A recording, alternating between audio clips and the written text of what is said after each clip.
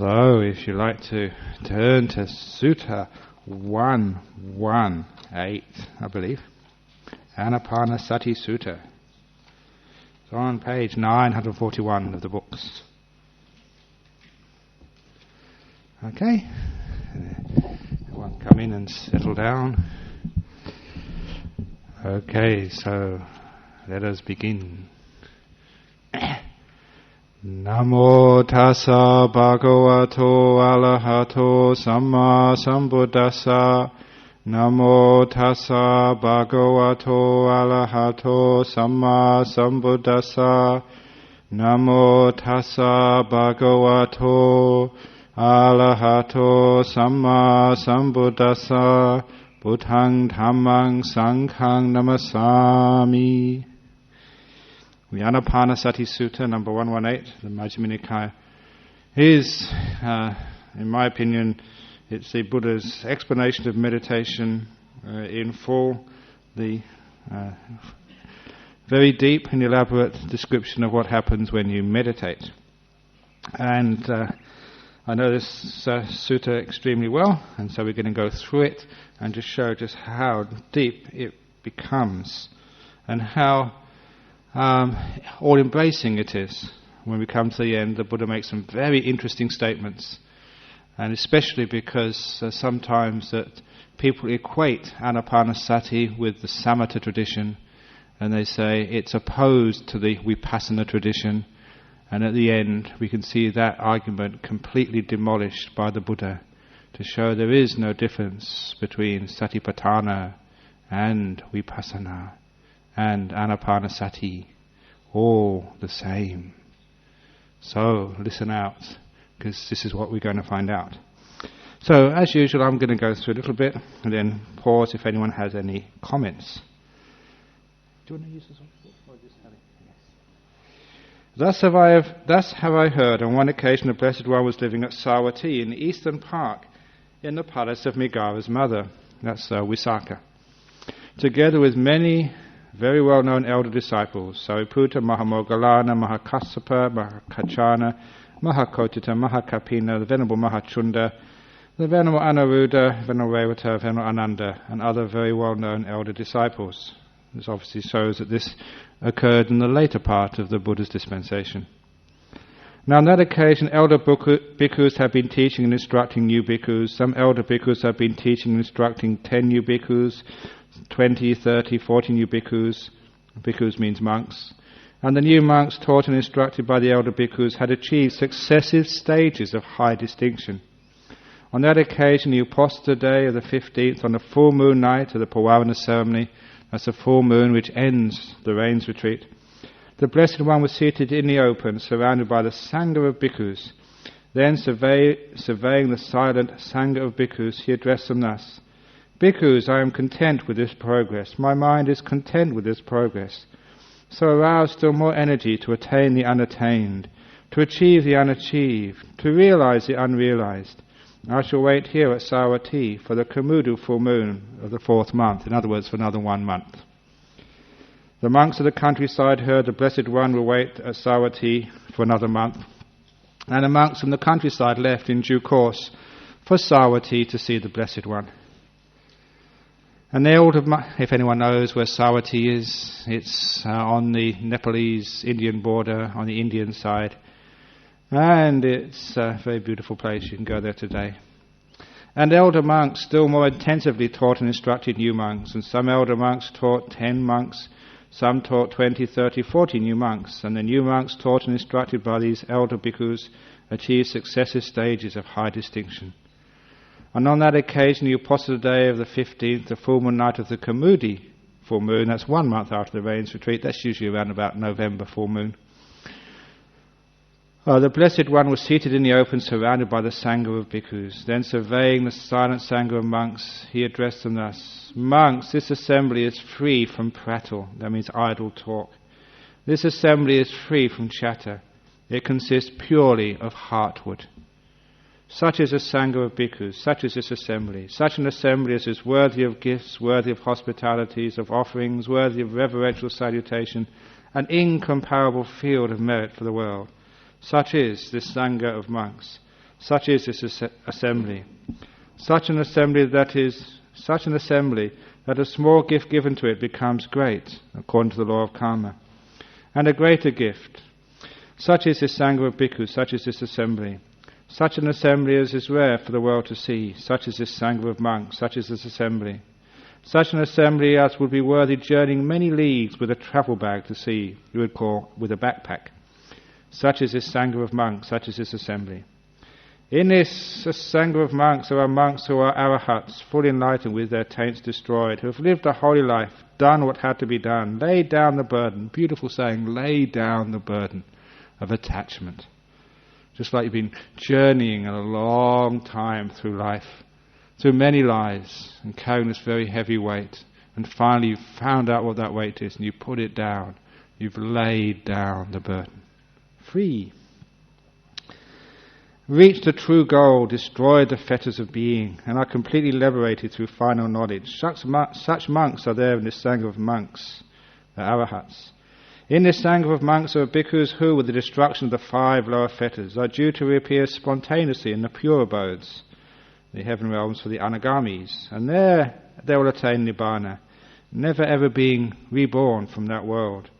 Such monks are there in this Sangha of monks. In this Sangha of bhikkhus there are monks who, with the destruction of the 3 fetters and with the attenuation of lust and hate and delusion, they are once returners, returning only once to this world. They go to a heaven realm, and then they come back to this realm where they become fully enlightened. Such monks are there in this Sangha of monks. In this Sangha of monks are monks who, with the destruction of the 3 fetters, are stream enterers, no longer subject to the lower realms' perdition, bound for deliverance, headed for enlightenment. Such monks are there in this Sangha of monks. In this Sangha of monks are monks who are devoted to the development of the 4 foundations of mindfulness. Such monks are there in this Sangha of monks. In this Sangha of monks are monks who are devoted to the development of the 4 kinds of striving, the 4 bases for spiritual power, the 5 faculties, the 5 powers, the 7 enlightenment factors, the noble eightfold path. Such monks are there in this Sangha of monks. In this Sangha of monks are bhikkhus who are devoted to the development of loving kindness, to compassion, to appreciative joy, to equanimity, or to the meditation on foulness, the perception of impermanence. Such monks are in this Sangha of bhikkhus. In this Sangha of bhikkhus there are bhikkhus who abide, devoted to the development of mindfulness of breathing.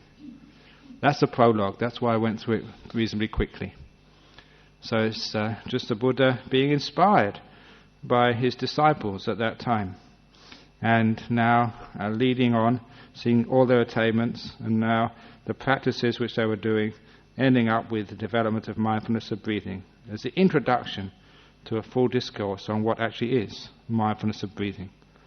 I went through that very quickly, so are there any comments on what I've just been saying, or questions?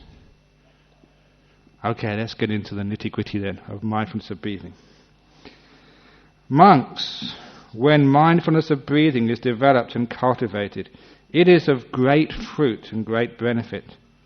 When mindfulness of breathing is developed and cultivated, it fulfills the 4 foundations of mindfulness. When the 4 foundations of mindfulness are developed and cultivated, they fulfill the 7 enlightenment factors. And when the 7 enlightenment factors are developed and cultivated, they fulfill true knowledge and deliverance. In other words, full enlightenment. So how is mindfulness of breathing developed and cultivated so that it is of great fruit and benefit? And here we go, number 1. Here's paragraph 17.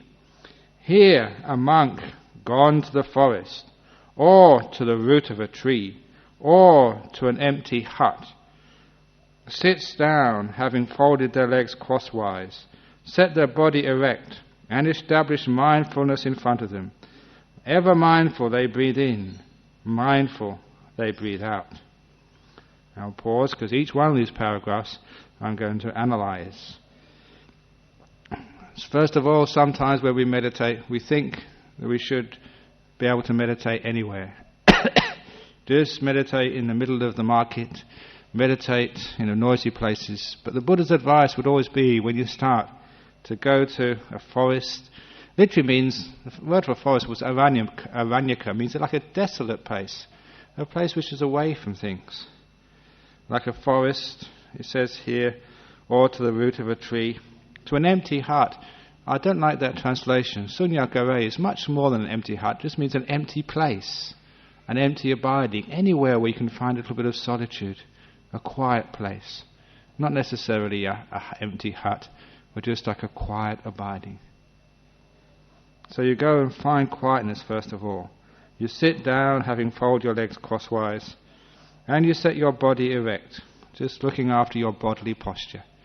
In these days, the Buddha would say, you find a nice meditation stool or cushion or even a chair, wherever you can actually sit comfortably. This is attending to posture. And establish mindfulness in front of them, ever mindful they breathe in, ever mindful they breathe out.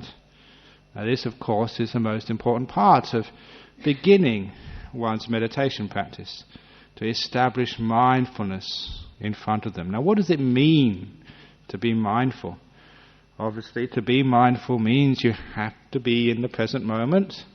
If you're wondering about what's happened or allowing the mind to go off into the future, you are not being mindful of what's happening now. So this is the first thing. It has to be mindfulness of the present moment. And if you're thinking a lot, even though you may be thinking about what's happening now, again, that is not being fully mindfulness in the moment. So, to be mindful, present moment, silence. And that is establishing mindfulness in front of you. Once you have that, then you can mindfully breathe in and breathe out. Because if you're thinking about something else, you cannot know what the breath is doing. If you're off into the future, you don't know if you're breathing in or breathing out now. If you're worrying about the past, how can you know what's happening with your breath in the moment? So you've all heard me mentioning these two early parts of meditation, present moment awareness and silence.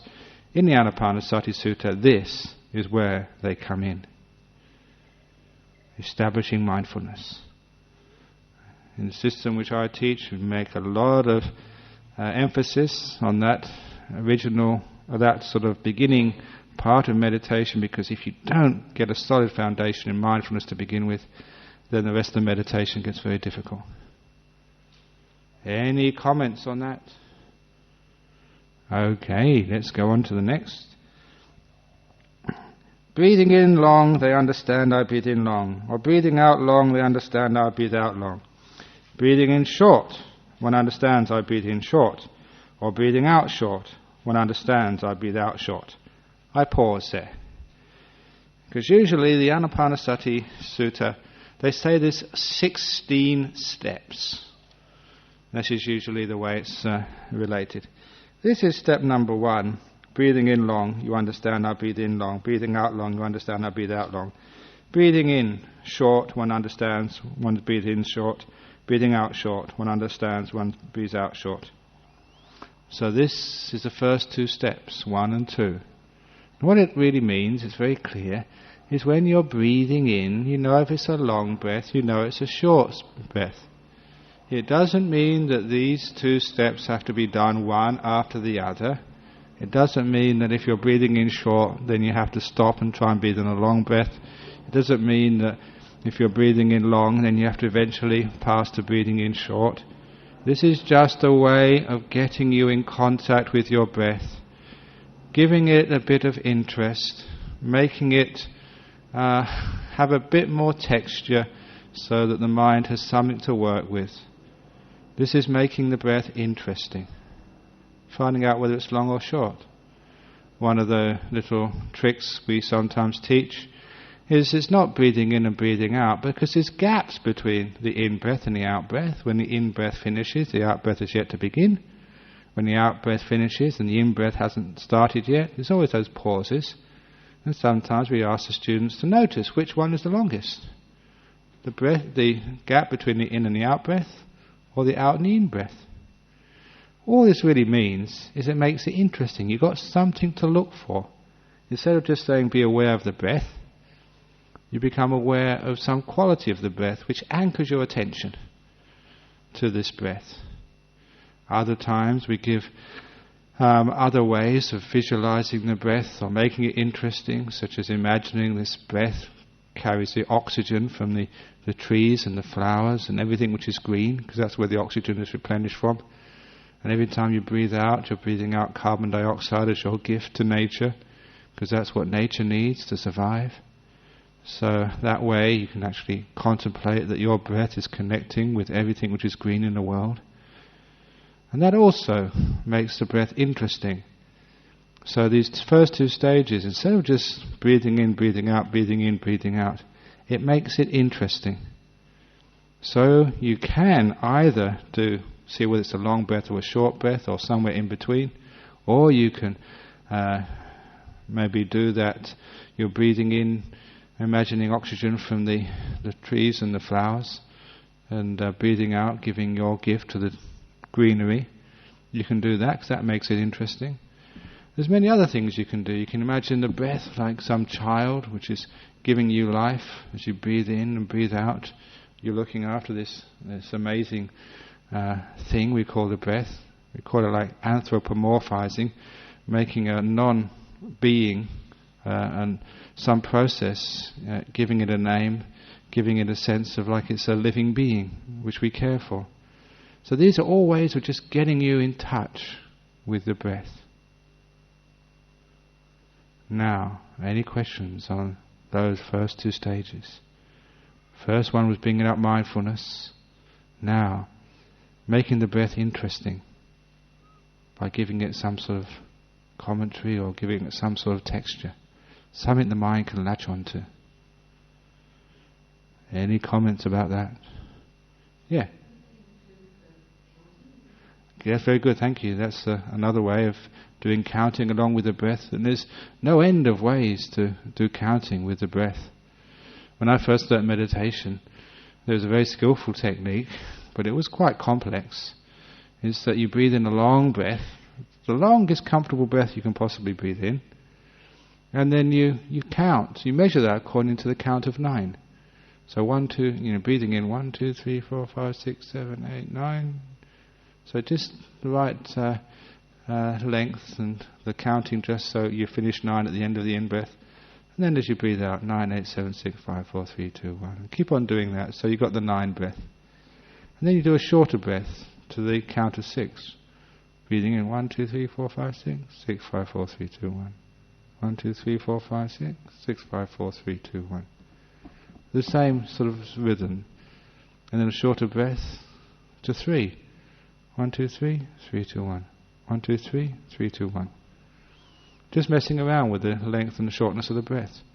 They said even you can try sometimes just 1, like very short breaths. And then finding the one which is most comfortable for you. And because just in one in-breath you're counting 1, 2, 3, 4, 5, 6, one in-breath becomes so much to do. It becomes so many things the mind has to count that it's very difficult to lose your mindfulness of your breath. You always tend to keep it in mind. That is one way of counting. I thought that was a bit too disturbing, but other people might like it. And then the way I usually teach, and the way I usually do any counting, I just breathing in 1, breathing out 1. Just 1 for each in-breath, 1 for each out-breath. And then breathing in 2, out 2, in 3, out 3. And I think many of you have heard how I do that in my retreats. Up to 9, then 1 to 8, 1 to 7, 1 to 6, 1 to 5, 1 to 4, 1 to 3, 1 to 2. And breathing in 1, breathing out 1. Finishing a whole cycle of 45 breaths. That's also making the breath interesting.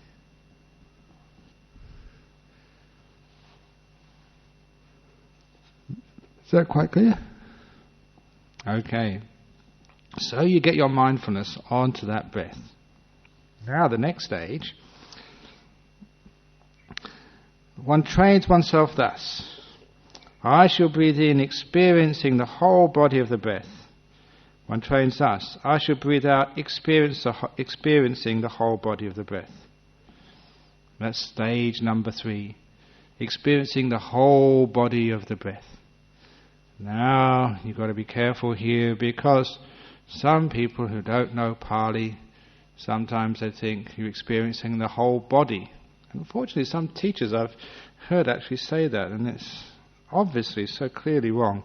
A body in Pali means the same as a body in English. You have things like a body of evidence, a body of truth, a body of soldiers. It just means any group of things, any conglomeration of things. And so this just means all those things which make up a breath. This is the whole body of the breath. And what it means is one sees the breath from the very beginning of an in-breath right to the end of an in-breath. One sees the gap in between. One sees from the very beginning of an out-breath to the end of the out-breath. This continual awareness of the breath, which is the whole body of the breath. You can understand where this comes from now. You're starting off just by getting some mindfulness. Then you watch the breath and you make it sort of interesting by adding things like counting or imagining it's bringing oxygen, connecting you with nature. And once you've got the breath there, then you fill up all of the moments of consciousness with the experiencing of the breath. When you're counting the breath, sometimes you're breathing in one, then you can let go and be aware of something else for a while until you can catch the out-breath coming soon later. But here, on this stage, stage number 3, from the very beginning of an in-breath, you can see that right to the end of an in-breath, without missing a moment. From the very beginning of an out-breath, right to the end of an out-breath, you see every moment of the breath without missing it. That's why we call it experiencing the whole body of the breath. It's as you train yourself to do this. So you manage to learn how to watch the breath without missing a beat. This is the 3rd stage of the Anapanasati. A lot of the time these things happen quite naturally. You find as you calm down, as you're letting go, you find that first of all, when you first watch the breath, you maybe watch a breath here, a breath there, as other things start to come into the mind. As you slow down, as you calm down, you start to be aware much more of the breath, until you come to the stage where you're just watching the breath. It fills every moment. You may be able to hear some other sounds or feelings in the body, but they're in the background and they never really disturb the main focus of attention, which is your breath. Full awareness from the beginning to the end of each in-breath, beginning to the end of each out-breath. So you're fully aware of the breath. Is that clear? Any questions on that? So you're not watching your body, you're watching the breath. The next stage is stage number 4. You train thus, I shall breathe in, tranquilizing the body formation. Once you train thus, I shall breathe out, tranquilizing the bodily formation. And that bodily formation is explained as just the breath. As in other suttas, it mentioned that is what it means in this context. So you're not tranquilizing, because that gives the idea of you giving yourself some sort of injection and putting yourself to sleep. It's a much better word to say calming the breath. Prasambayang is the Pali word. Calming it, settling it down. So the first thing, and it's stage number 3, you've got to get hold of the breath. Make sure you can experience the whole breath from the beginning to the end. Once you've got the breath in mind, from that point you start to calm it down. There's an old saying, if you want to train a tiger, you've got to catch the tiger first of all. If you want to train an elephant, you've got to maybe have it in your command first of all, before you can train it. If you're going to calm the breath, you have to have the full breath in mind before you start calming it. That's why stage 3 has to come before stage 4. So you don't calm the breath until it's fully in mind. Because sometimes people do that, they miss out and they do stage 4 before stage 3. They calm it down until before they've got the full awareness of the breath. And then they just get lost. Any question on that? Yeah.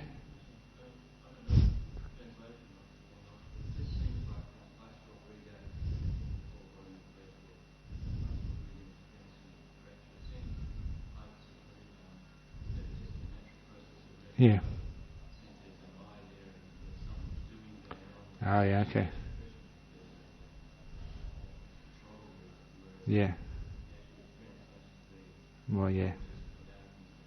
Yes, okay. What you're doing there, they're expressing the goal. That I should get to that stage of being able to breathe in, calming the whole breath, breathe out, just calming the whole breath. That's the goal, that's the explanation of the goal. How you achieve that, the means, is through letting go. As I've explained many, many times. If you say, right, okay, I'm going to breathe in and breathe out, calm in this breath. Okay, come on. You never calm anything that way, as you all know. So you're expressing the goal, but the means to it is obviously the letting go and abandoning. That's the way these things calm down. No, that's the way it's translated. Pali, yeah. Because the word is just bhavisami. It's almost, the future tense is sometimes almost like a wish. It's not a sort of like a controlling. It's almost like a suggestion. It's almost like a may I. And like a resolution. This is where I'm going. This is where I want to be. But it's not actually making a controlling. It's a future tense. It's not an imperative tense. Imperative means an order. It's almost like a wish. It's much softer than a controlling. And they always have to have, some sense. The verbs always have to have an I in there somewhere, but it's not sort of emphasized or stressed. So just not actually giving an order. I will do this. It's almost like may I be able to watch the breath as it goes in. May I be able to watch the whole breath as it go out.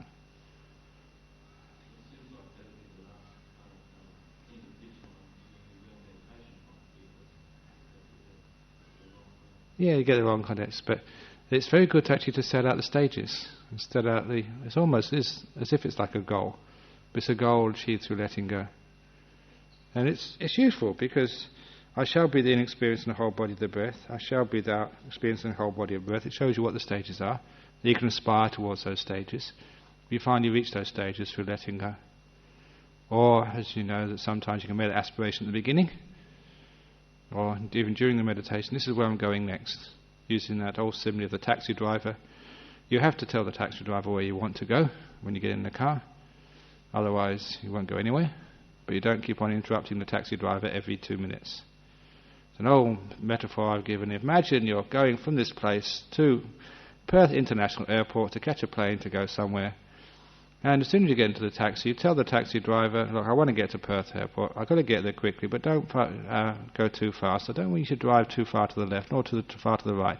Now drive slowly in the middle.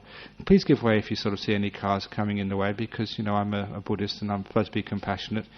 And please make sure you don't sort of hit any cats which are going around, and don't sort of honk your horn too much. And if you sort of start talking like that to a taxi driver, even before you get out the gate, he's going to sort of throw you out. He said, just tell me where you want to go. I know how to drive. I know how to get there. Don't tell me my job. All you need to do with a taxi driver is just make a suggestion. You get in a taxi, I need to get to Perth Airport. And then you shut up. Once you're quiet, the taxi driver will take you to where you want to go. You don't always need to keep interrupting. Control freak means that you keep interrupting every few minutes. Come on, I shall breathe in, experience the whole body of breath. I shall breathe in, come on, experience the whole body of the breath. Come on, do this. Don't experience the whole body of the breath this way, experiencing it that way. This is what the monk said, but this is what somebody else said. If you keep on interrupting yourself, you never get anywhere. That's where the control freak comes in. But you may even make a resolution. Okay, I shall breathe in, experiencing the whole body of the breath. And then you shut up. You told the taxi driver, and then you let the taxi driver do the job. But if you don't tell the taxi driver anything, you sit in the back of the cab, and where do you want to go? Let go, let go, let go, let go. You never get anywhere. I hope that answers the question as best I possibly can. Thanks for the good question.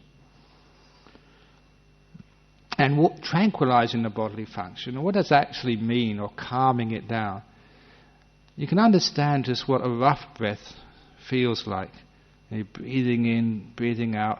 It's rough, it's fast, and it's uncomfortable. As you calm the breath down, you're breathing in so smoothly, it becomes comfortable, It becomes even enjoyable. It becomes effortless. It becomes smooth. This is all what we mean by calming it down. It's like a person, the simile I usually give as a child, you're trying to settle them down in bed at night. And if you want your child to go to sleep at night, you don't grab them by the throat, throttle them and give them dire warnings. Listen, fellow, if you don't go to bed soon, if you don't go to sleep soon, you're going to be in big trouble. Now go to sleep or else. Because that just winds the poor little child up. You never go to sleep. He's scared stiff of what you're going to do. That's not the way you calm a child down so they can fall asleep. Nor is it the way you calm yourself down if you're going to go to sleep at night. Because sometimes you may have had a busy day and you might get a bit upset and find it hard to go to sleep at night. And if you keep saying, come on, I must go to sleep, I've got to get to sleep, I've got to get up early in the morning, I've got lots to do, come on, I must get to sleep. You never get to sleep that way. So you've got to treat yourself like a small child. Come on, go to sleep. Shh, everything's all right. Tell yourself a nice little story. And then halfway through the story you go to sleep. Like it's calming the breath down. That's how we do it, gently. Until the breath becomes very, very smooth. Remember, you're already watching the whole breath. Now you're calming it down. So the first thing is it becomes gentle, smooth, even beautiful. The next thing which happens when you calm the breath down, it also means simplifying it. So tranquilizing, calming, simplifying. Also means that when you begin to watch the breath, you are supposed to see the whole body of the breath from the beginning to the end, to the end to the beginning, see the gaps in between. But when it calms down and becomes simplified, many aspects of the breath disappear. There's a great simile which is used in the commentaries about a person, a carpenter, who is sawing a piece of wood. And that carpenter, as he saws that piece of wood, not with a rotary saw, electric saw, just with the old-fashioned saws, if anyone is old enough to remember those. And as you push the saw down to cut it, as you draw it back, it's like similar to the breath going in, the breath going out, up and down. And as your saw strokes, you know the beginning of the saw stroke right to the end of the downstroke, the backstroke from the beginning to the end of the backstroke. And all the time, the carpenter just watching, just the point where the saw touches the wood.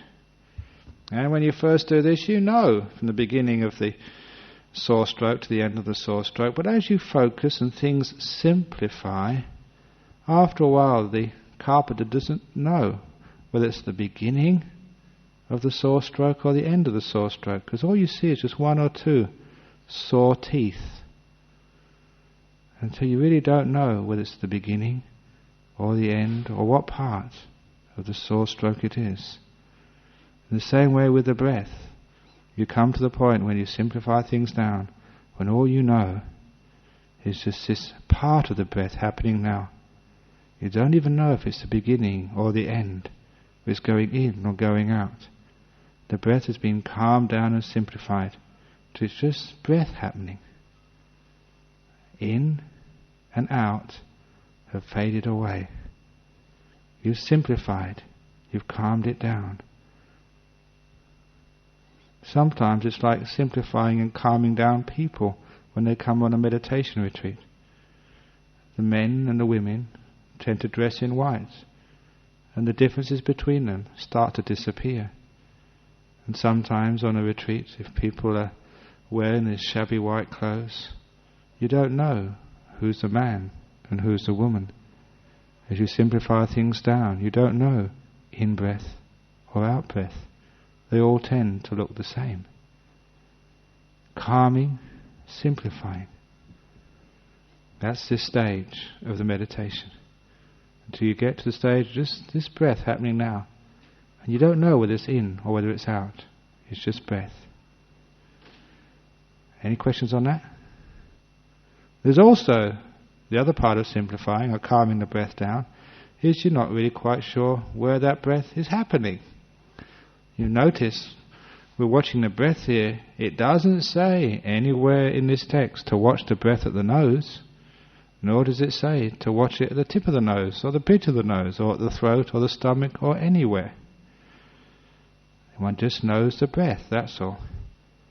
And especially at this stage when everything starts to calm down and things get simplified, it does become a disembodied breath. It's the word I use. A breath which is not linked to any part of the body. You know the breath is happening, but the perception of where it's happening in your body has completely disappeared. You don't know, you don't care, it's irrelevant. You've simplified things down. In the same way that sometimes you're sitting meditation and you know you're here, but you're not quite sure whether you're in the left part of the hall or the back of the hall or the middle of the hall, because that perception has become irrelevant. You're just sitting here, quite happy, very mindful, but the perception of where you're sitting has disappeared. Sometimes you're sitting meditation so quietly peaceful, so you have to open your eyes to remember whether you're in the monastery or in Singapore or somewhere else. It becomes irrelevant where you are. In the same way, it becomes irrelevant whether the breath is happening at the nose or anywhere else. This is all part of that fourth stage, simplifying, calming the breath. It's one of the most important. That's okay. Let's get to the fifth stage, because this is where things start to warm up. They train us, I shall breathe in experiencing rapture. One trains us, I shall breathe out experiencing rapture. 6, one trains us, I shall breathe in experiencing pleasure. One trains us, I shall breathe out experiencing pleasure. Well, this starts to look fun, rapture and pleasure. Now what happens now is, again, very often this happens naturally, as you calm the breath down, as it simplifies, it starts to get beautiful. And the reason why it starts to get beautiful, why these things happen naturally anyway, is that when all of your energy of your being goes into mindfulness, simplified, it doesn't go into thinking or changing or working, then all the energy going into mindfulness, the mind brightens up. It's as if the lights in the mind get brighter. What you see, you can actually see with more, you can see more subtly, and things start to become more beautiful. After a meditation retreat or a good meditation, people often go outside, the leaves look greener, the sky looks more blue, everything seems to be polished and bright and shining. No one's gone out and done that, it's just your mind has become more alert, more awake, it's seeing much more, and what you see is always more beautiful. In this case, what you're seeing is the breath, and the breath is starting to become beautiful. It's actually mentioned earlier, just as an aside, that the monks sometimes, in the Sangha Bhikkhus, there are monks doing the meditation on foulness. Meditation on foulness is sometimes they do like on a skull or on a bone. But sometimes you think, oh, that must be a rotten thing to do, just meditating on a skull all day. But what actually happens is amazing. You're meditating on the skull and your mind becomes very bright. The skull becomes beautiful. Wow, what a wonderful, amazing thing. That becomes like a flower and it goes brilliant, shining. The most beautiful piece of bone you've ever seen in your whole life. Oh, that's delicious. It's not that monks are weird. It's just, this is what happens when you meditate. Whatever you watch becomes the most beautiful thing. Even if it's just a lump of chicken shit or something, it becomes, oh, look at that, isn't that amazing, wonderful?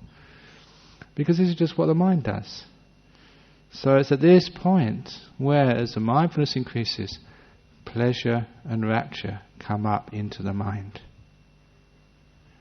If it doesn't come up naturally, one can try and encourage it a little bit. One of the techniques I've been encouraging people to do recently in their meditation, if when they've got to the stage of they've calmed down the breath and the happiness is not really happening, put aside the breath for 1 or 2 seconds, put your attention on your facial muscles and smile. Do a controlled smile. Because when you do a controlled smile, interrupt the meditation. As soon as you smile, the mind reacts. What you do with your body sometimes affects the mind. What the mind does affects the body. And that so triggers a little bit of happiness in the meditation. It's important actually to even have that instruction there, because sometimes people think meditation shouldn't be happy and they get a bit afraid when happiness comes. Here you're supposed to do this. This is part of the meditation. It's supposed to have some rapture and pleasure coming up. As many of you have been telling me over the last couple of weeks, there was a program on the television about the happiest monkey in the world. Now you see why. It's here in the book. This is the stage 5 and 6. And there's still lots more to come yet. So this is where you start getting blissed out. And this is where you start experiencing rapture and pleasure. The breath starts to appear very, very beautiful. The experience is very, very beautiful. So, and then the next stage is I shall breathe in, train myself that I shall breathe in experiencing the mental formation. I shall breathe out experiencing the mental formation. That mental formation is just that happiness and pleasure coming together. And you say, once you've aroused the happiness and pleasure, now you just spend your time experiencing that. Not the breath anymore. You're focusing on the pleasure, on the happiness, the beauty. So it's as if there's a little bit of a flip here from noticing the breath to noticing that aspect of the breath, which is a beautiful part, and allowing that to fill the mind. Sometimes around this stage people start to wonder, I've lost the breath. I don't know whether I'm breathing in or breathing out. And so that's great, you're supposed to lose the breath. And in its place, have it replaced by happiness. Sometimes people lose the breath and it's replaced just by peace, by a sense of quietness. And that is a mistake in the meditation, because it doesn't take you any further. And I tell many people, if the breath disappears and it's very, very peaceful and still, but there's no real pleasure and rapture there, you'll find you won't be able to go any deeper. And I tell people, put aside that piece, take up the breath again, and this time don't let it go until it's very, very beautiful. It's as if you're making rapture and pleasure with the breath. When there's enough rapture and pleasure, then the breath disappears, you're left with the rapture and pleasure. That's actually a mistake which many people go. They get to a plateau, very lovely, nice and peaceful, having a reasonably good time, but they can't take it further. So they have to go back a little bit and just get rapture and pleasure up, so they don't let go of the breath until it's really nice. This is lovely, having a wonderful time. You know you've got rapture and pleasure coming up if the monk or the nun rings the bell. You think, ugh, I don't want that to happen. Then you know it's enjoyable. But if you can't wait for the bell to go, then it's not rapture and pleasure.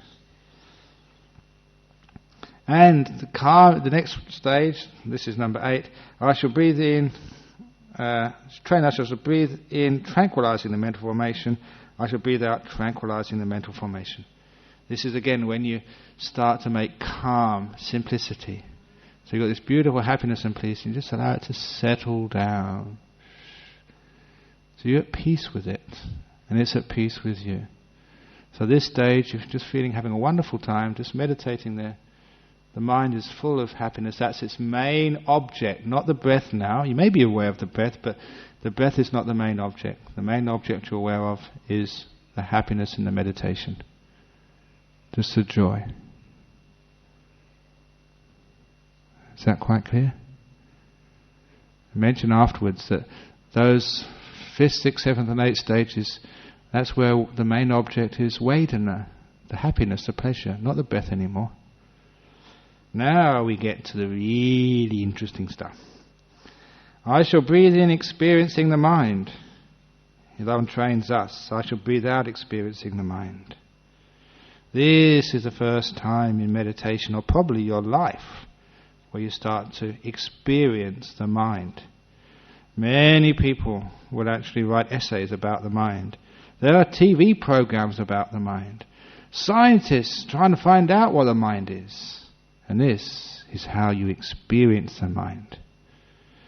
As you're calming down the mind in this pleasure situation, this is where the meditator starts to experience what in meditation parlance we call the nimittas, the beautiful lights which come up into the mind at this time.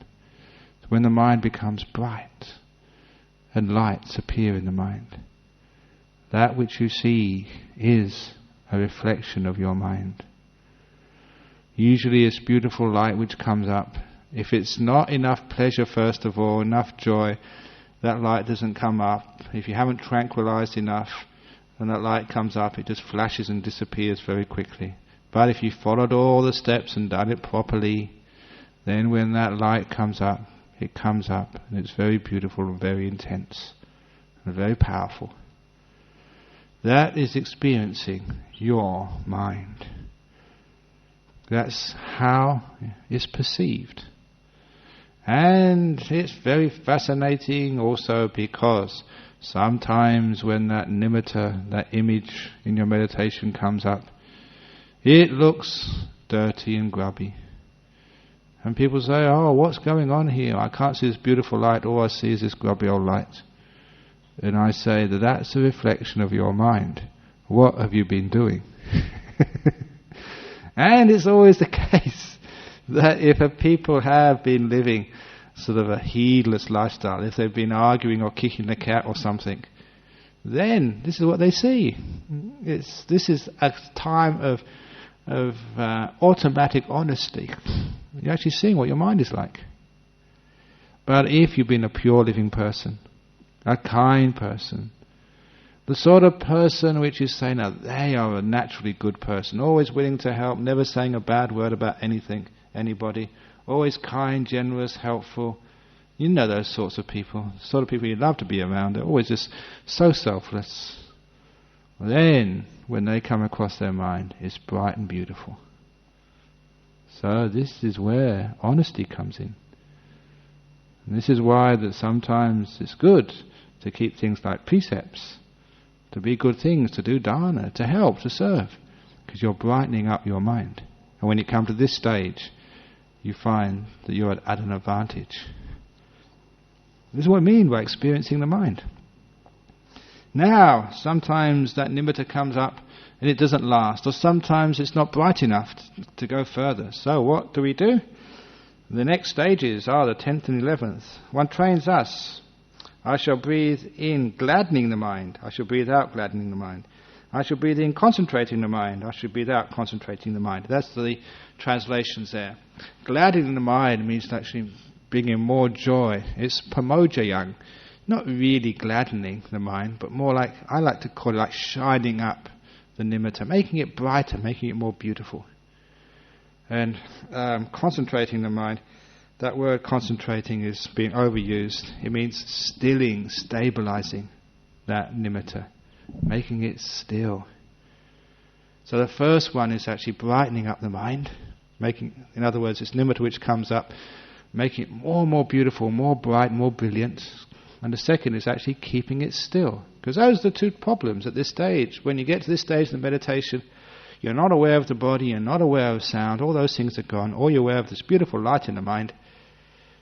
And in order to take it further, to make it just this beautiful mind, gladden it, shining it up. And there's many techniques for that. One of the best techniques for that is always looking in the middle of the nimitta. Because that's always where the brightest and most beautiful part is. It's never just the same intensity all over. Just look in the middle, and there in the middle you get the brightest part. And if it's going to work as if that brightest part expands, and you can go into the middle of the brightest part, always going in middle, middle, middle, and the intensity starts to increase and increase and increase. When you have nimittas coming up, these lights in the mind, never go looking at the edges. Because in the edges there's just too much going on. There's an inside and outside. And you worry about what the shape is, whether it's clear or whatever. And that is just too much disturbance. Always go to the center. As you're going into the center, it's also the brightest part. On the edges, it's never as bright. So it's always looking in the middle. Sometimes that people get, instead of like a nimitta which appears as a star or as like the moon, sometimes you get a sheet of light. And I was telling someone recently, when that happens, go in the middle of that sheet of light. There's always the brightest little spot there, almost like a circle on this sheet of light. And there you can actually start getting to the brightening of the mind, until the nimitta becomes so bright, just like, brighter than looking at the sun. You're not looking at these things with your eyes. This is the mind consciousness at this particular stage. So the eyes are not seeing anything, and it becomes so beautiful, because in pamujayang is a sense of joy, happiness, brilliance. It becomes incredibly beautiful and full of lots of happiness. And when this is one of the problems, because sometimes that we don't know how to take so much happiness, and we start getting trembling, which is why the next stage is important, which is samadhahang cittang. Here it said concentrating the mind means keeping it still, tranquilizing it, allowing it to be still.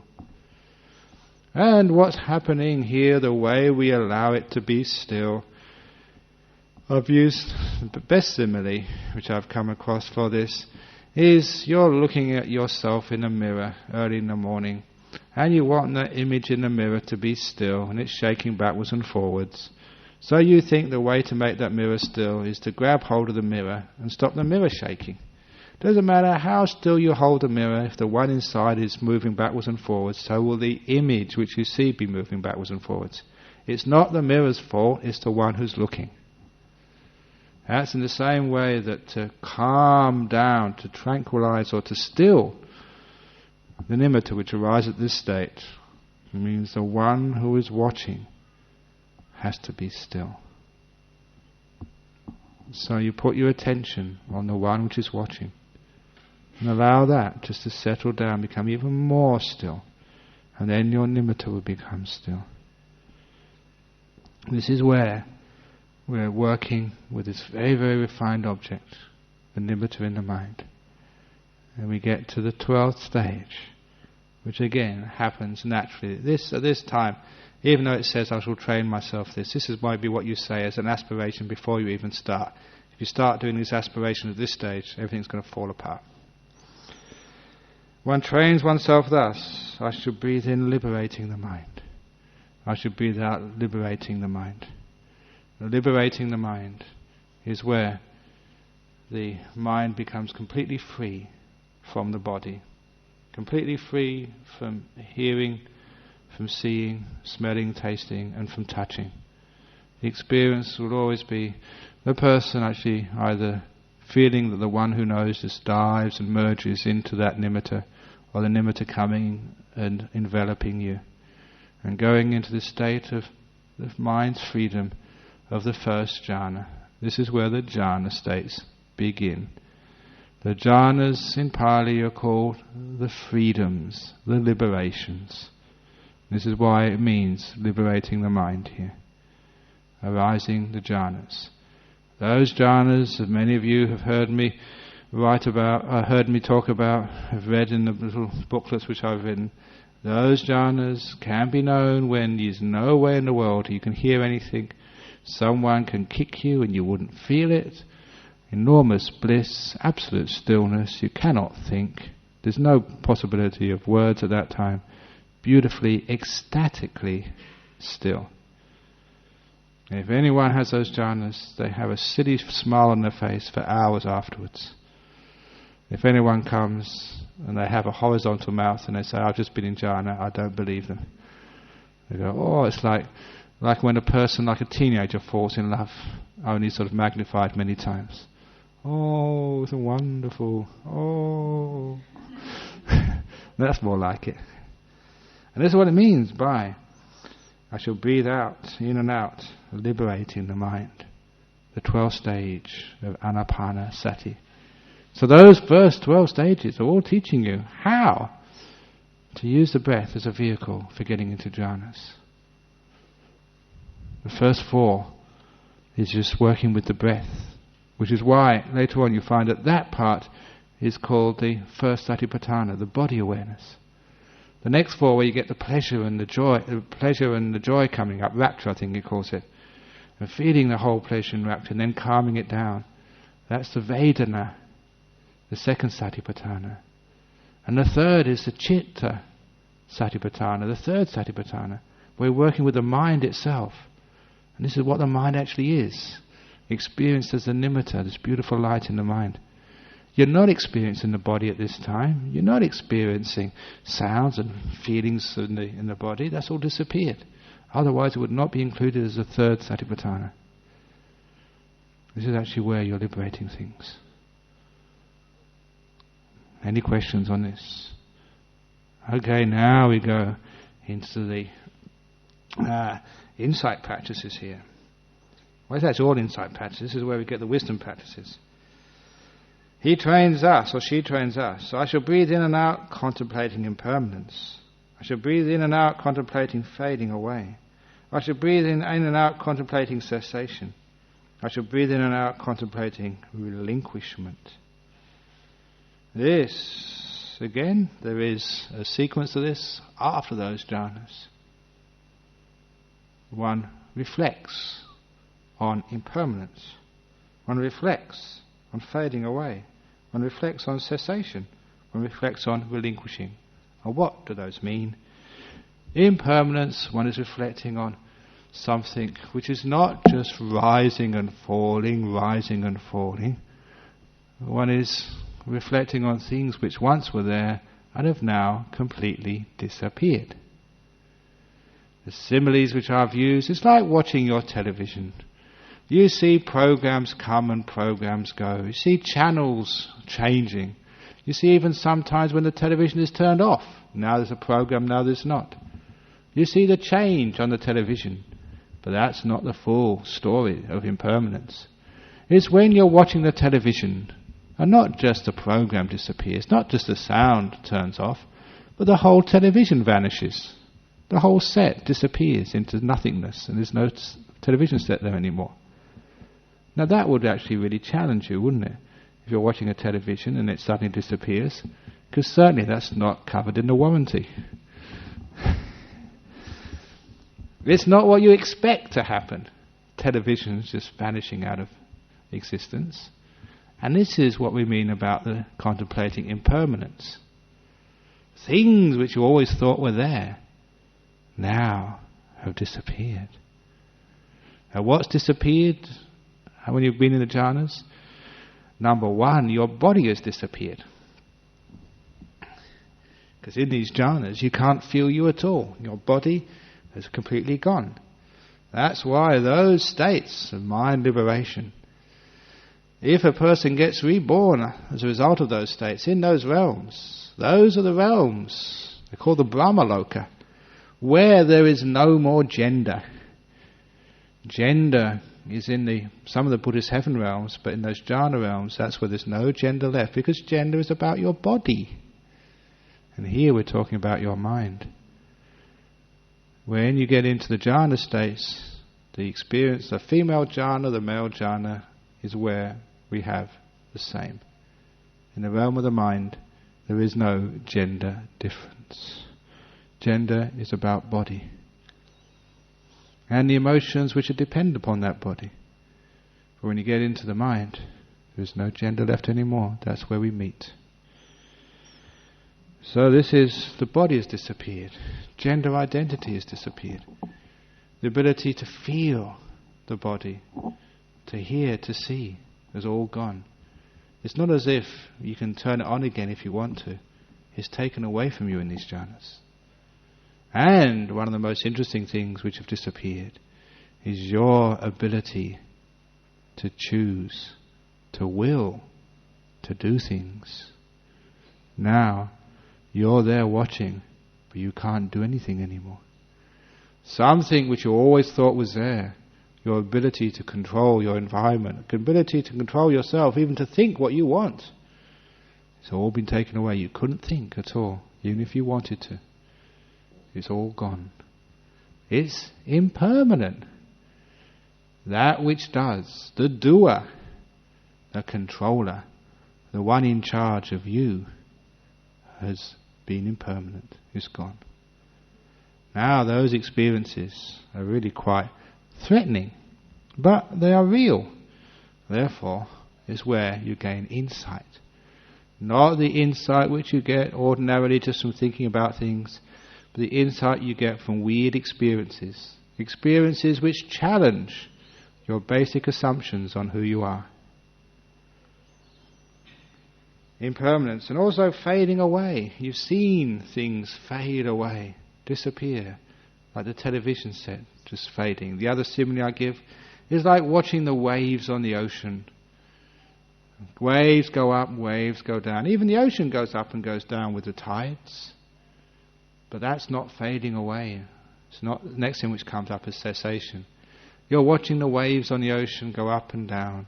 And one day you're watching those waves go up and down, and the whole ocean disappears, together with all the mountains which hold it and define it. The whole lot has vanished. It's not there anymore. Now that's what we mean by impermanence. Fading away and cessation. See, all these things have stopped. Things which you always thought were there. Things which you thought had to be there to give a foundation to your very existence have now gone.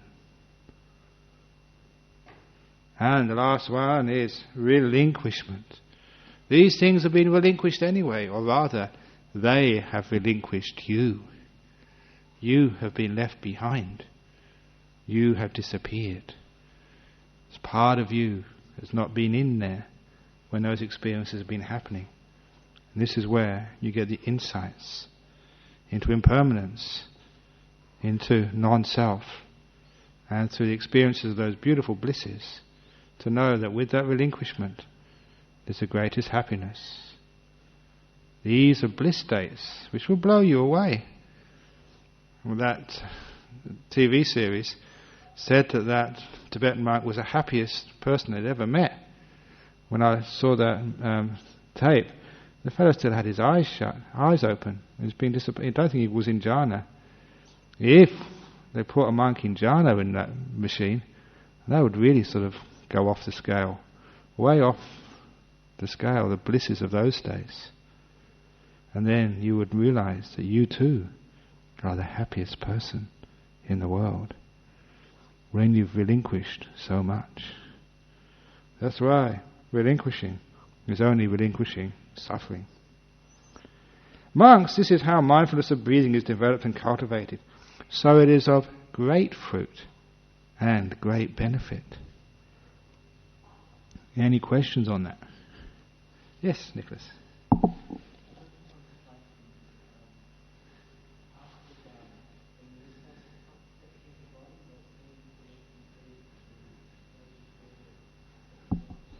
Correct. Those reflections have to have some data on which you reflect, some experiences, some interesting, not abnormal experiences, in order to really challenge and really to grow and understand what's really truthful. If a person, the old simile of the tadpole, always born in the water, lived in the water, spent all their life in the water, they need experiences of life outside of their domain to actually know what water really is. And they get fascinating experiences of life beyond water. And this is where we get to understand the life beyond the body, life beyond me, something beyond. And those experiences which happen in those jhanas, afterwards, it's almost inevitable. That's why a lot of this stuff is all natural, it happens anyway. It's almost inevitable that a person would look back upon some of those experiences and say, what was that? Why was that? And as they look more and more, that's called reflecting. As they reflect more and more, then they understand more and more of these things. They've seen a television set disappear. What the heck was that? They have to investigate. So this is what they do after they emerge from those beautiful states. Does that answer your question? Yeah, go on.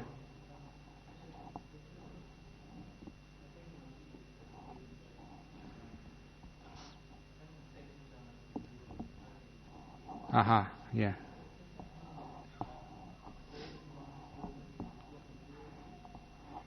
I think this the doer creates non-stillness.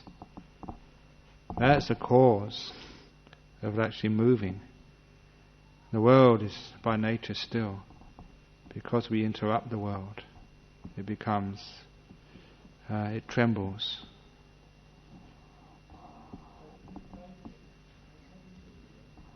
Sorry? What is the doer? In a word, stupidity.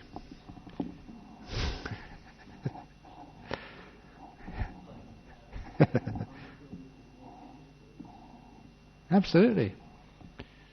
But if we know non-stillness, then we can experience it. Otherwise, it's sometimes, for people who haven't experienced it, it's completely non-tangible. Because you can't get hold of it, because you want to grasp it. It has to be something coming from letting go, not from grasping. The old simile, I cannot, no matter how hard I try, hold this cup still.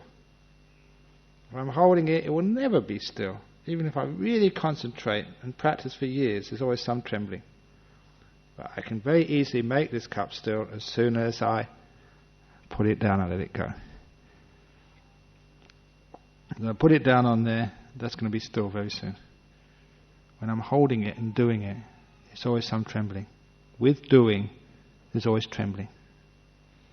With letting go, eventually it comes to stillness.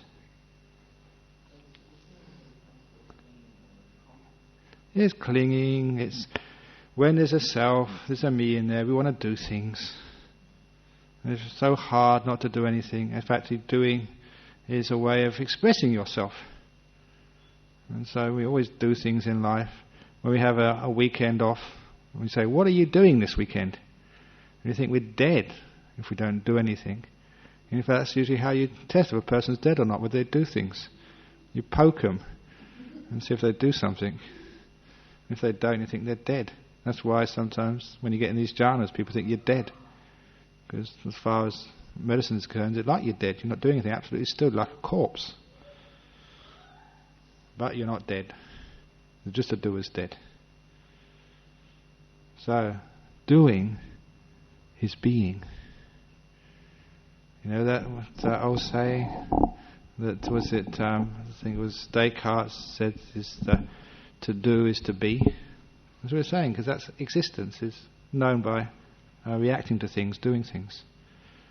And Jean-Paul Sartre turned that around and said, no, it's not to do is to be is to do. He was the existentialist. Existence came first, being, and then doing. And then that was all summed up, as you know, by the great American philosopher who put it all together, doobie-doobie-doo. And that was Frank Sinatra. I can't resist old jokes. That was actually, when I was a student, that was actually written on as graffiti in Cambridge University on the philosophy department wall. I always remember that. Yeah. Well, it's interesting, when there is like a heart failure, sometimes that a person, their body dies for a short time. And what is death anyway? Is when you let go of your body and when the senses stop working. And so when a person dies, it's like going into these stages of you've read over here, the breath disappears. When a person leaves the body, it's always a pleasant experience. Ask anyone who's had an out-of-the-body experience, and they usually say it's one of the most pleasant experiences of their life, or rather, of their death.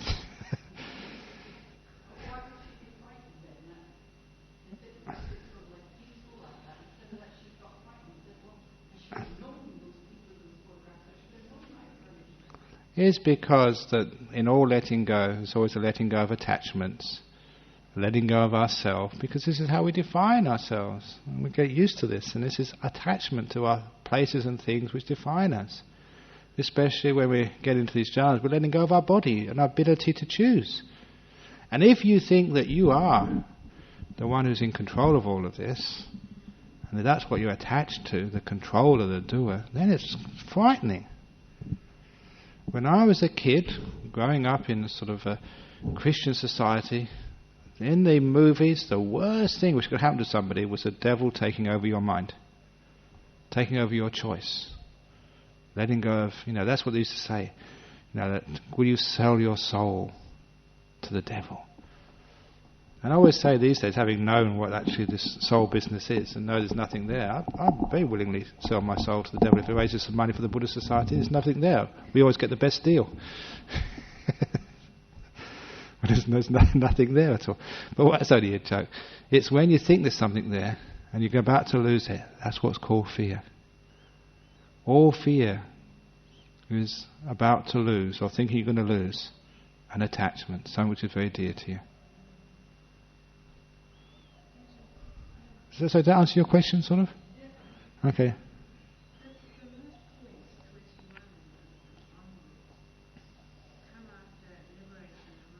Yeah. No. It's after the mind is unliberated. You liberate the mind into jhanas and afterwards. Come afterwards, yeah. Winding down, yeah. Have those beautiful experiences. Within the jhanas, anyone who's ever experienced those states would know from their own experience that you cannot think or do anything in those states. The doer has disappeared. There's no controller. You're just sitting there, which is why some people go into these states for long periods of time and they miss all their appointments. They can't do anything about it. They're just having a great time. You lose all track of time, all track of your body, all track of the world outside. Having a wonderful time. Thank you very much. And only afterwards, when it's time to come out, you come out. And afterwards, that's when you do all these contemplations. Any other questions on this? Yeah.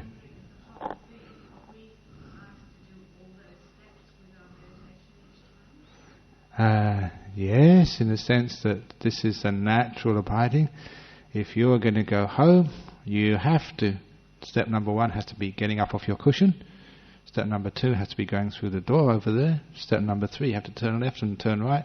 Step number 4, you have to go out of the door there. Step number 5, you have to get to your car. 6, you've got to open the door of the car. 7, you've got to put the car key in or something. There is like a natural progression of things which happen. And this is actually why that you don't have to do all those steps, in the sense the first 2 steps, breathing in or breathing out. So breathing long or breathing short, those are alternatives. There has to be a sense of knowing the whole breath, and then sort of calming the breath, and then bringing joy up, sort of calming the joy, or experiencing the whole happiness, then calming it all until the nimitta arises. Sometimes those stages can happen very rapidly. And if they happen rapidly, all to the good. If you, for example, get the nimitta up, sometimes it's bright enough you don't need to do the 10th step of brightening up the mind. Sometimes it's still enough you don't need to do stilling that nimitta. It's natural. Sometimes it just happens automatically, you go straight into a jhana. But if you notice through experience, you'll always go through those stages, sometimes rapidly, but you go through them. There's all the stages of letting go. First of all, for mindfulness, you're letting go of thought, you're letting go of time, to get mindful of the present moment. To get onto the breath, you're letting go of everything else in the world. And when you let go of the breath, you're letting go of your body and all the other senses. When you get this happiness and joy, this is actually just how you let go of the body. When you get the nimitta coming up, you let go of everything else. You've only got that mind, the body is completely disappeared. By that time, sound is very difficult to hear. You can't feel your body at all, you don't know what your legs are doing. When you go into the jhanas, you've let go a little bit more. And to go further through the jhanas, it's more letting go. Okay, let's carry on. Paragraph 23. Fulfillment of the 4 foundations of mindfulness.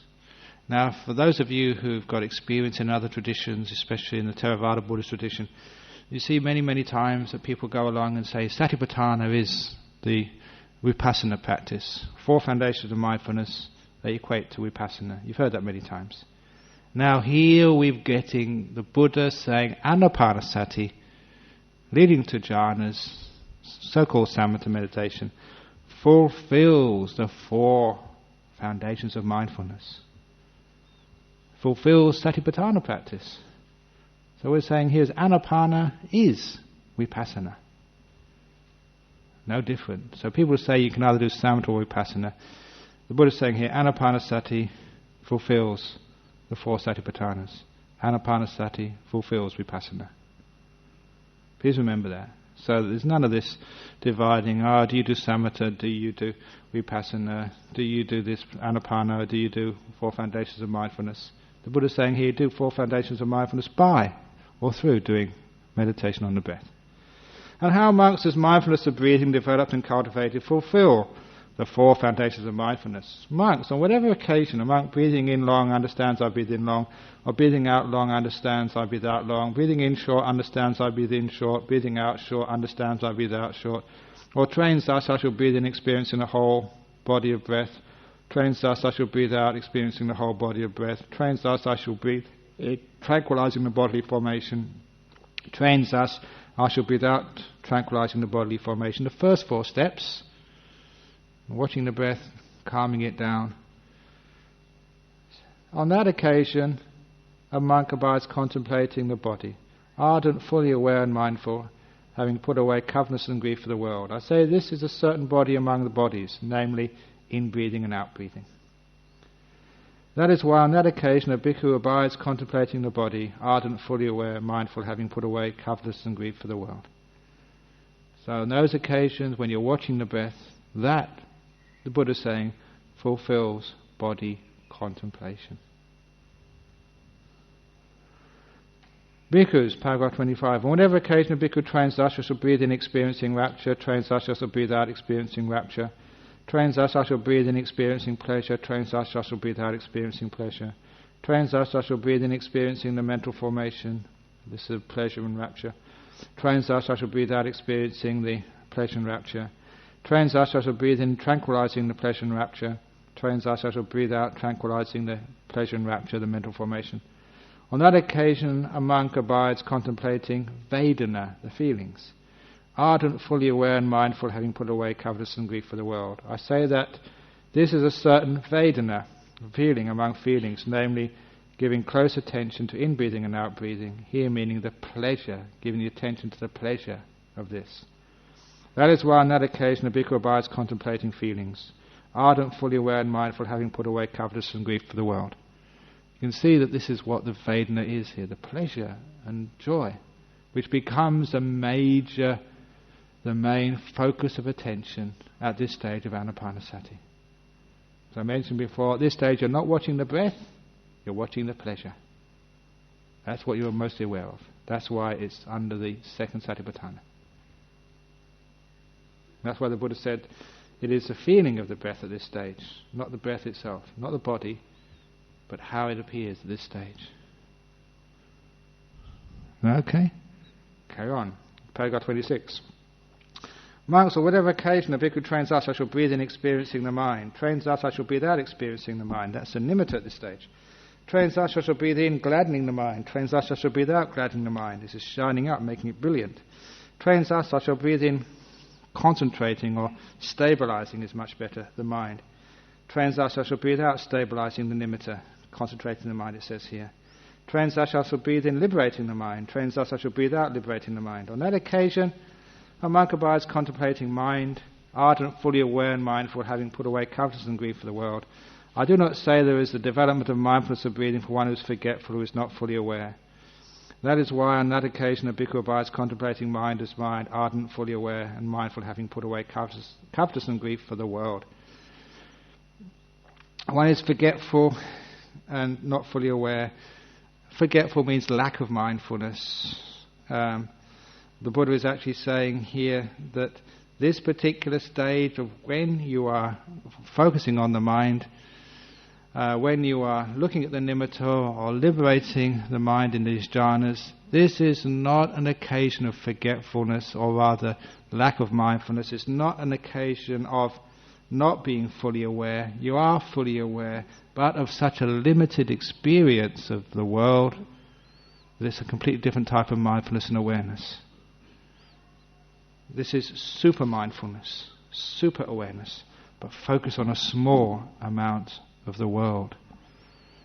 And sometimes people think that in the jhanas you're letting go of your mindfulness. Certainly you're not mindful of the breath. You're not mindful of the body. You're not mindful of the doer, of what you're doing, because all those things have disappeared. Here you're mindful of the mind. That fills your consciousness, especially the bliss of the mind, are the major objects in the jhana. So this is why, number one, it contemplates as mind contemplation, because you're watching the mind, and why the Buddha says these things. I do not say there is the development of mindfulness of breathing for one who is forgetful, who is not fully aware. This mindfulness is even more intense in this place. Yeah?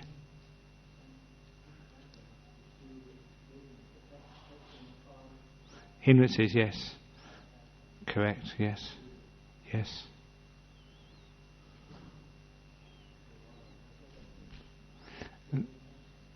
No, I think when they even get to the nimitta stage, the 5 hindrances are pretty well suppressed, 99% suppressed. Just need a little bit more, but mostly suppressed at that stage.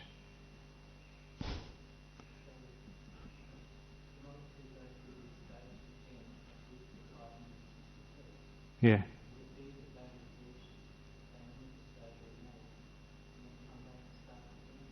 Not necessarily, because now actually you can contemplate those things after the jhanas, which is where you do the contemplations. So that we have that data there, of what the nimitta was, of what the breath was, and then you can actually start to contemplate them afterwards. Does that make sense to you? Okay. Remember, the Satipatthana itself is actually the you might say the process rather than the results. It's the experiment rather than the conclusion.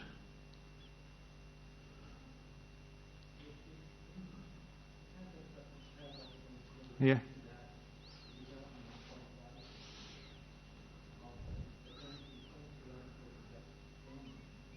Fulfillment, yes.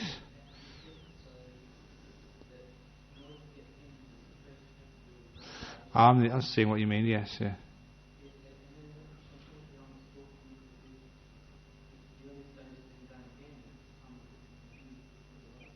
I see what you mean, yeah, because where you're doing the body contemplation, you may actually say there that because that body contemplation, because the whole thing has been done, the whole of the Anapanasati, not just the first 4, the 8, but the whole 16 steps have been done, that as a result of that, you've got to stages where the hindrances have gone. So it's not just saying that by just doing the first 4 stages, I think you can actually say that you need to do the whole of the 16 stages to really fulfill the Satipatthana.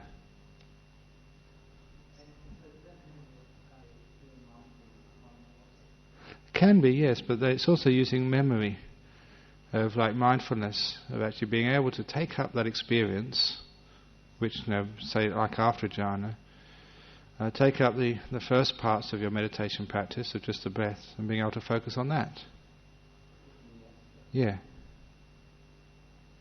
So like using memory, this is what the experimenter does. You got all the information or the data, and then you look back upon it. What was that? How was that? And especially you had the breath, now you know the breath has disappeared. So therefore, you can actually realize just what the breath really is. And you can see the body, now you've seen the body gone. So that's enough of a good experience of the body. Now you can actually see what the body's gone to realize that the body is impermanent, phase away, cessation.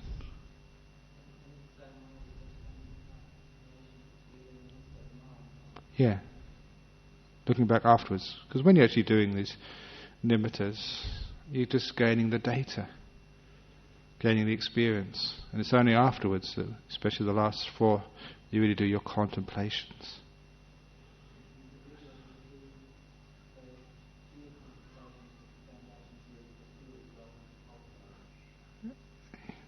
You would almost say that, yeah. Because, again, it's the Satipatthana. It's whether you're using the Satipatthana as the goal or whether the path. If you're talking about using the Satipatthana, the 4 foundations of mindfulness, you're being mindful of these things, of these experiences. You're gaining the data of them, And then after the experience, when the hindrances are all gone, after the jhanas, then you could say they have been fulfilled. Because only at that time, when the hindrances are completely gone, you can look back upon where you've come from, your whole journey. It's as if, a good example of this is, when you're walking up a mountain, you go through the plains, you go through the forest, you go up to the through the snow. Now you're sitting on top of the mountain, and only at that time you can look down, and you look what the plains were, what the forests were, what the snow was, what the scree was from that situation. So in a sense, it's only when the whole thing is finished you can say the whole thing has been fulfilled. But that's enough to actually have a walk through that forest to have fulfilled, got enough data to actually fulfill the purposes of the practice of that the first satipatthana or the second satipatthana. But for it to come to its real fulfillment is when it teaches you the wisdom. So it's as if you've got enough information. It's like you've done all the courses at university, you've done the exams, so that in a sense has fulfilled that course, but you haven't got your degree yet. So in a sense it's fulfilled, in a sense, you just got to wait until you get the convocation and the piece of paper. And it's really fulfilled.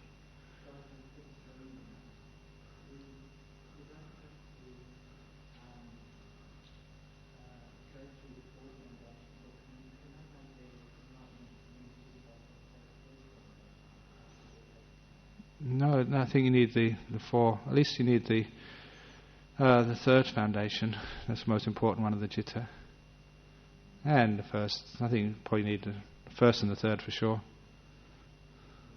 You actually need the four, basically. Yeah.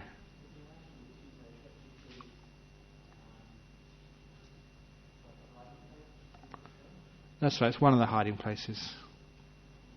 So this is. I don't want to go too much into satipatthana because that's another talk altogether.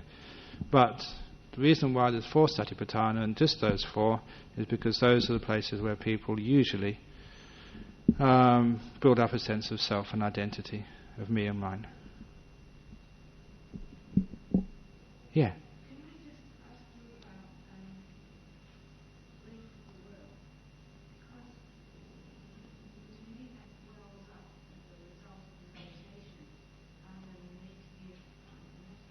Yeah. Yes, well, no, it doesn't mean that at all. If you've heard me talk before, I never actually translate those terms in that way.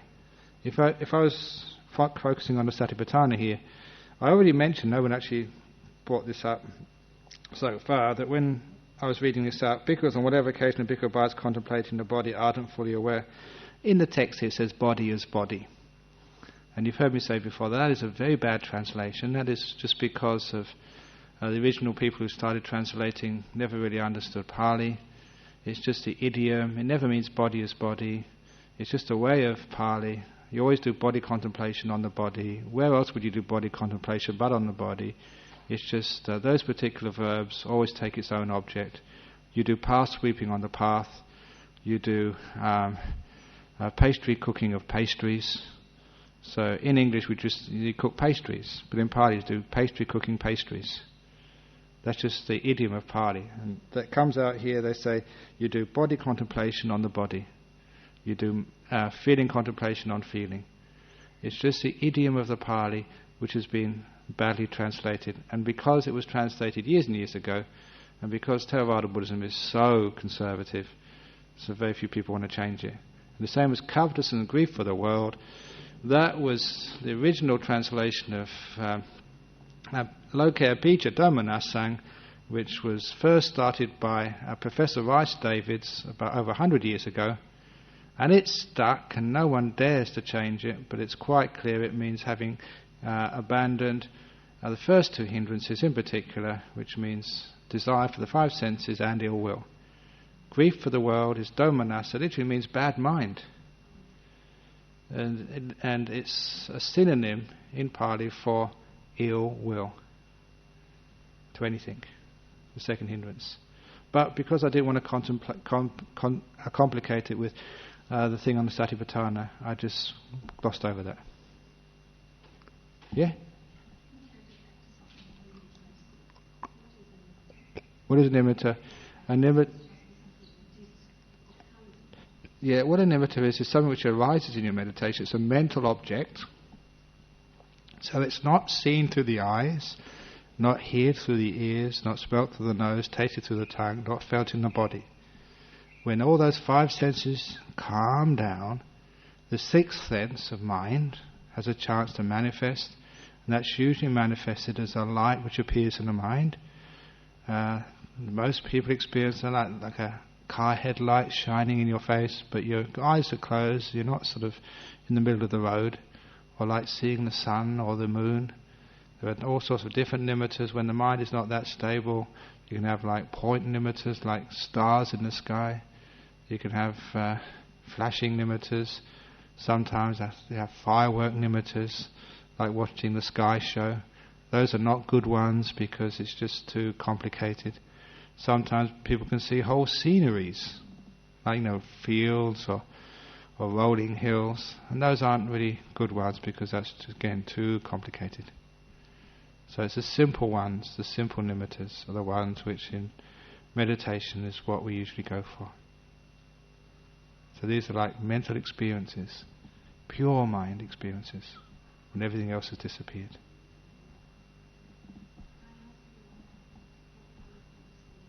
Doesn't matter because remember, this is not seen through the eye. So usually what happens is it might be a favourite colour or a colour which for you means something to you. And really the colour is completely irrelevant to the experience. However, because this is just what perception does, it fills in the details. And so we add through our perception a colour to these things. And it really doesn't matter what colour it is. It can be gold, it can be blue, it can be orange, yellow. It doesn't matter what colour it is. So when people come and they say they've seen these beautiful lights, it doesn't really matter what colour it is. If it's many colours, I say that's too complicated. If it's just a single colour, whatever colour it is, say it's a blue colour, it's the most beautiful, rich blue you've ever seen. An unearthly blue, nothing you can actually see in this world because it's just too deep and too rich. Because it's seeing with the mind, not with the eyes.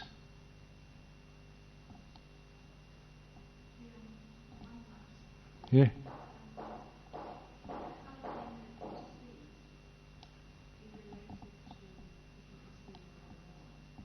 No, not at all. No, not at all. And sometimes you might see different colours, completely unrelated, because it's just what you add, and you can add a different colour any time you want. Sometimes it's what you expect it to be. But it doesn't really matter. The colour is completely unimportant. What's important is the stability and its brilliance and beauty. So we just make it so simple that whatever colour it is, not important.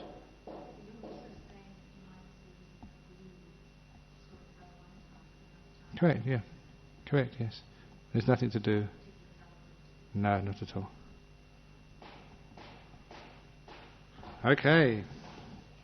And we got paragraph 27. On whatever occasion a monk trains thus, I shall breathe in contemplating impermanence, breathe out contemplating impermanence. On whatever occasion, breathing in or breathing out, contemplating fading away, contemplating cessation, contemplating relinquishment. On that occasion, a monk abides contemplating mind objects, ardent, fully aware and mindful, having put away the five hindrances. I'm going to change it to what it should be. Having seen with wisdom the abandoning of the five hindrances, they look on closely with equanimity. This is where you can really look on with equanimity. That is why on that occasion a monk abides contemplating mind objects, ardent, fully aware and mindful, having put away the five hindrances. So this is the fourth satipatthana. This is where you're contemplating the mind objects. Monks, this is how mindfulness of breathing, developed and cultivated, fulfills the four foundations of mindfulness. How Anapanasati fulfills satipatthana, fulfills vipassana. And how monks of the four foundations of mindfulness, developed and cultivated, fulfill the seven enlightenment factors. The seven enlightenment factors, a very ancient way of explaining the path to enlightenment and what happens at enlightenment. These are the factors of enlightenment, and also the ingredients of enlightenment. So when you cultivate each one of these and put them all together, that's called enlightenment. On whatever occasion a monk abides contemplating the body, ardent, fully aware, mindful, having putting away the 5 hindrances, on that occasion unremitting mindfulness is established.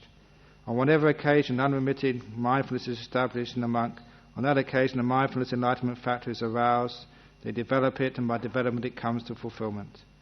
Abiding thus mindful, they investigate and examine that state with wisdom and embark upon a full inquiry into it. On whatever occasion, abiding thus mindful, a monk investigates and examines that state with wisdom and embarks on a full inquiry into it. On that occasion, the investigation of the states, the Dhamma Vichaya, enlightenment factor is aroused in them, and they develop it, and by development it comes to fulfillment. In one who investigates and examines that state with wisdom and embarks upon a full inquiry into it, tireless energy is aroused. One is interested, therefore one gets energy. On whatever occasion, tireless energy is aroused in the Dhamma, aroused in a monk who investigates and examines that state with wisdom and embarks upon a full inquiry into it. On that occasion, the energy enlightenment factor is aroused in them, and they develop it, and by development it comes to fulfillment. In one who has aroused energy, unworldly rapture arises. On whatever occasion unworldly rapture arises in a monk who has aroused energy, on that occasion the rapture enlightenment factor is aroused in them, and they develop it, and by development it comes to fulfillment in them. So I mentioned many times, from energy, mental energy, is happiness. The rapture and the energy, they come together. In one who is rapturous, the body and the mind become tranquil. This is that inner happiness, the contentment. The body is still. That's why you can sit quietly in meditation, not even moving. And the mind becomes still. In one who is rapturous, the body and the mind become tranquil. On whatever occasion the body and the mind become tranquil in a monk who is rapturous, on that occasion the tranquility enlightenment factor is aroused in them. And they develop it, and by development it comes to fulfillment. In one whose body is tranquil and who feels pleasure, the mind becomes concentrated, enters samadhi. On whatever occasion the mind becomes concentrated in a monk whose body is tranquil and who feels pleasure, on that occasion the concentration enlightenment factor, this is samadhi, is aroused in them, and they develop it, and by development it comes to fulfillment in them. This is jhanas, tranquility and pleasure. One closely looks on with equanimity at the mind thus concentrated, and this is the last satipatthana.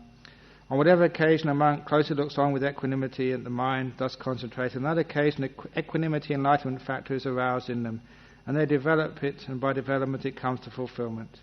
In paragraph 37, the same with developing the satipatthana on feelings, mind and mind objects. So, this is how the 4 foundations of mindfulness, developed and cultivated, fulfill the 7 enlightenment factors. And how amongst the 7 enlightenment factors developed and cultivated fulfill true knowledge and deliverance. Here a monk develops the mindfulness enlightenment factor, which is supported by seclusion, dispassion and cessation, and ripens in relinquishment. He develops investigation of states, energy, rapture, tranquility, concentration, equanimity, each one supported by seclusion, dispassion, cessation, which ripen in relinquishment. That is how the 7 enlightenment factors developed and cultivated fulfill true knowledge and deliverance. That is what the Blessed One said. The bhikkhus were satisfied, delighted in the Blessed One's words. The 7 enlightenment factors, not only the way, mindfulness, investigating Dhamma, energy, getting the rapture up, the tranquility, the samadhi, the jhana, and the equanimity, letting go of craving, attachments, equanimous. They come one after the other in succession. When they all come together, that is another description of enlightenment. And that is why they develop the 7 enlightenment factors, which develops enlightenment itself. I went through those last ones very quickly, as I went through the beginning very quickly, because this was a talk not on the 7 enlightenment factors or on the Satipatthana, but on the Anapanasati Sutta in particular. And that's why I focused on Anapanasati, even though they had those bookends at the beginning and the end, which I rushed through. So, the Anapanasati is the Buddha's teaching, especially on meditation. It's not just on the breath, it starts with the breath, it's in the middle of the breath. The middle is part of the breath, but it goes on into the jhanas, into the insight practices. And it's why there's the practice which the Buddha used was Anapanasati, and how it fulfills all of the practices which are necessary for enlightenment. So, has anyone got any questions or comments on that? Because we've gone over time again. We're supposed to finish at 4:15 and already some people had to go out because they had other appointments. That's why again I rushed through it a little bit. Hope you don't mind me rushing through it. Okay, you got a question or is it? Yeah. One last question then we finish off. Was it a question?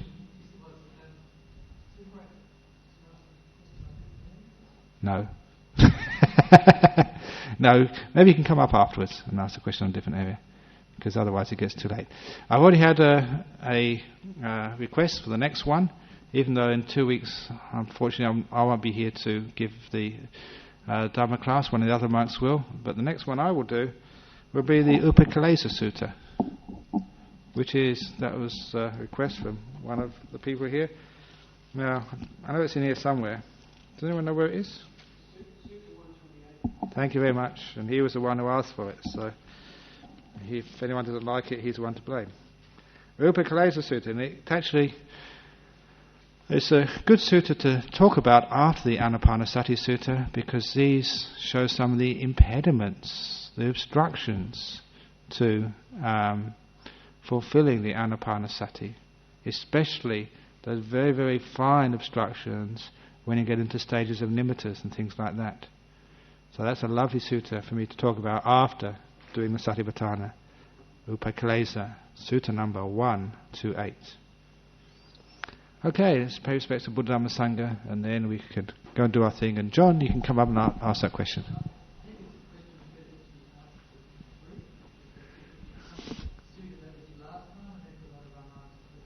Maybe do it quickly then. Yeah, go. No, never. We may die before the other time comes. If you have to go, you can go. But if not, ask the question. Yeah.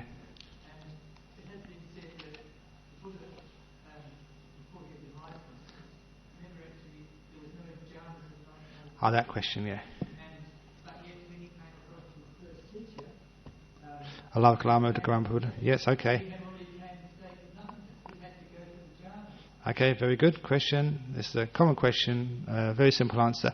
There is a problem there. It's a contradiction which needs to be resolved, because certainly the Buddha was looking back. The only other time he did experience jhanas was a young boy under the rose apple tree. But he'd had those experiences under Uttaka Ramaputta and Alara Kalama of those so-called immaterial states.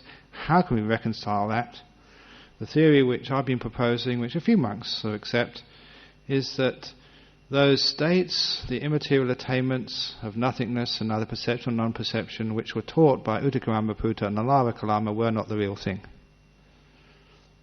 In the same way that even these days that people come along and they teach jhanas, they're not the real jhanas, much less than the real jhanas. It's as if, and this actually is repeated elsewhere in other examples in the suttas, it's as if that those teachings, they were from a long, long time ago from the previous Buddha, still repeated, they've got still some idea of what those were, but not the full thing. And as such, that they had the words of nothingness, they had the words of neither perception or non-perception, but the actual attainments which were experienced by those teachers and which were taught to the future Buddha were not the same as the real experiences which were based on jhana, which came afterwards. They were in name, but not in essence. And that has got a lot of support by some of the monks now, because the Buddha said elsewhere, especially the state of nothingness, is conducive towards full enlightenment. At the time he said it wasn't. So it was another state, had the name, but wasn't the real thing. In the same way that sometimes you can go off to some teachers these days and they get a little bit of happiness in the meditation. They say, oh, that's the first jhana. But listen, it's not the first jhana. The first jhana is far deeper than that. So they have the name, but not the real experience. Usually after time, those experiences get, the entry requirements get less and less and less. Just as like in universities. What you actually need to get into university, the entry requirements gets less and less. What you need to gain a degree gets less and less and less. I remember in medieval Europe, to get a PhD, a doctor, Only for each university, maybe one PhD was given every 5 or 10 years. Only one. So you really had to be just top-notch genius to get a PhD. And now people can get PhDs very relatively easy. And to get even a bachelor's degree, which is so hard. But as things get popular, standard gets down. So, you might say just, when I was a young monk, really enlightenment was really something. These days, you get the idea there. And I think that's probably the solution to that problem. Otherwise, there's no other cogent solution. Okay, so let's pay respect to Buddha, Dhamma, Sangha, and then we can go and have a cup of tea. Or if you're a monk, you go back to your monastery. Arahang Samma Sambuddho Bhagava Buddhang Bhagavantang Abhivademi Suakato Bhagavata Dhammo Dhammang Namasami Supatipano Bhagavato Sāvaka Sankho Sanghang Namami